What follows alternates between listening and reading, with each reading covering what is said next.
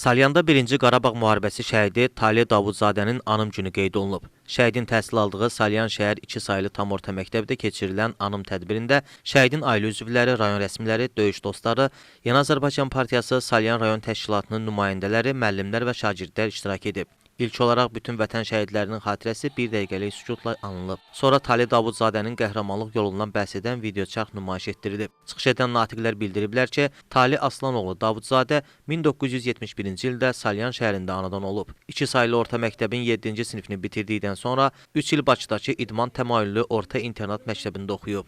Taleh Davudzadə 1991-ci ilin sonlarında könüllü olaraq cəbhəyə yollanıb. O, doğma qardaşı ilə cəbhənin müxtəlif istiqamətlərində düşmənin onlarla canlı qüvvəsini və texnikasını məhv edib. Döyüş yoldaşları deyirlər ki, Taleh Davudzadə idmançı olduğundan döyüşlərdə xüsusi taktikalardan istifadə edir, bu da düşməni qorxudardı. Qubadlı, Tərtər, Ağdərə, Ağdam və digər ərazilərdə gedən döyüşlərdə xüsusi qəhrəmanlıqlar göstərib. Dəfələrlə yaralı və şəhid olan yoldaşlarını döyüş zonasından çıxarıb. O, həm də kəşfiyyatçı kimi uğurlu əməliyyatları ilə yadda qalıb.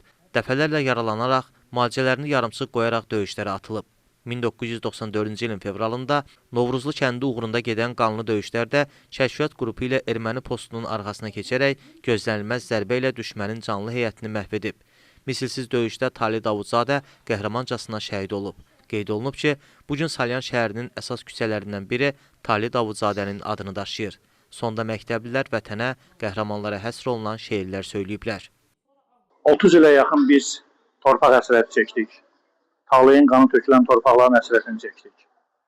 Və nəhayət 2020-ci il sentyabrın 27-sində Cənab Ali Başkomandanın bir əmri ilə Rəşadətli Azərbaycan ordusu, o ordu ki, talihlərin qisasını almaq üçün çox istəyirdilər. Həmən gün başladı. Və şükür Allaha ki, torpaqlarımız düşməndən azad oldu. Mən inanıram ki, bu günləri talihlərin vətən uğrunda canından keçən 1-ci Qarabağ şəhidlərinin 44 günlük müharibədə, ondan sonraki günlərdə 2023-cü ilin bir günlük antiterror əməliyyatında şəhid olan bütün şəhidlərin ruhu şaddır.